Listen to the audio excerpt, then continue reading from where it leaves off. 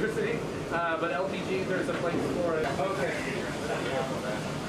Yeah, we have right now in Kenya is 13,000.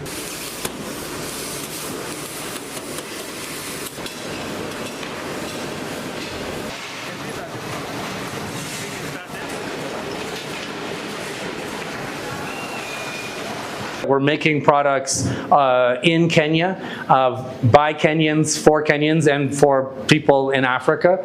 So yeah, we can actually be competitive with China. So people don't realize the great opportunity that manufacturing has in Kenya because we have a great workforce. We have a very clean grid, and so this is a really great place to manufacture products. Right now, the tax environment is just not friendly for operations in Kenya, and so the government needs to create a more tax-friendly environment.